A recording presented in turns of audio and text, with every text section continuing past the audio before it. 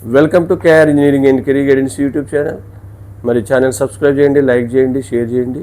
మీకు ఎంసెట్లో మొదటి ఫేజ్లో సీట్ అలాట్ అవ్వగానే ఏం చేయాలి, మరి ఫస్ట్ రౌండ్లో మీకు సీట్ అలాట్ అవ్వగానే దాదాపు మీకు వచ్చిన సీటుని మీరు రిజర్వ్ చేసుకోవాలంటే ఆ సీట్ను యాక్సెప్ట్ చేయాల్సిందే.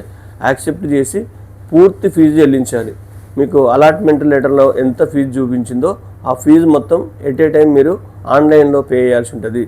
మరి ఫీజు రీఎంబర్స్మెంట్ ఉన్న వాళ్ళకు అక్కడ వాళ్ళ ఫీజు రీఎంబర్స్మెంట్ పోను అంటే 35,000 ఉందనుకోండి, 35,000 లెస్ అయ్యి మిగతా వచ్చేస్తుంది. 10,000 లోపు కానీ SC ST government students, college students కానీ, మైనార్టీ వాళ్ళకి కానీ కంప్లీట్గా ఫీజు జస్ట్ కేవలం ఎస్సీ ఎస్టీ వాళ్ళకైతే 5,000 చూపిస్తుంది.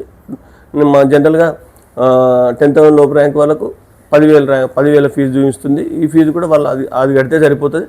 కౌన్సిలింగ్ తర్వాత అది కూడా రీఫండ్ చేయబడుతుంది. కాబట్టి రౌండ్ 1 తర్వాత మీకు సీట్ అలాట్ అవ్వగానే మీకు అలాట్మెంట్ లెటర్లో ఇచ్చిన నిర్దేశితమైన ఫీజును మీరు ఆన్లైన్లోనే చెల్లించాలి. 99% మీ అకౌంట్ ద్వారానే చెల్లించడానికి ప్రయత్నం చేయండి.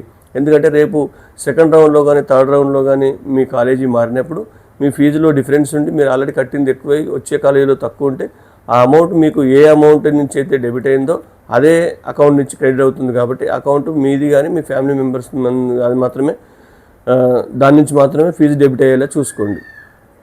తర్వాత మీకు సీట్ అలాట్ అయిన తర్వాత జస్ట్ మనకు 4 డేసే టైం ఉంటుంది. 10 నుంచి 14 మధ్యన జూలైలో టైం ఉంటుంది. ఈ 4 రోజుల్లో మీరు ఫీ పే చేసి మళ్ళీ ఆన్లైన్లోనే జాయినింగ్ లెటర్ ఉంటుంది. జాయినింగ్ లెటర్ తీసుకొని మీకు అక్కడే ఆన్లైన్లో మీరు ఎక్కడ ఫిజికల్గా వెళ్ళాల్సిన అవసరం లేదు. ఆన్లైన్లోనే మీకు అడ్మిషన్ నెంబర్తో సహా మీకు వచ్చేస్తుంది. అంటే మీరు ఫీ పే చేసిన తర్వాత డైరెక్ట్గా మీకు ఆన్లైన్ రిపోర్ట్ చేస్తారు. ఆన్లైన్ రిపోర్ట్ ప్రెస్ చేయగానే మీకు జాయినింగ్ రిపోర్ట్ అనేది ప్రింటెడ్ కాపీ మీకు వస్తుంది.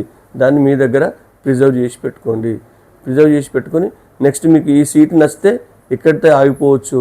ఈ సీట్ నచ్చకపోతే సెకండ్ ఫేజ్లో కూడా పాల్గొనవచ్చు. ఇది ఫస్ట్ రౌండ్ తర్వాత. Thank you.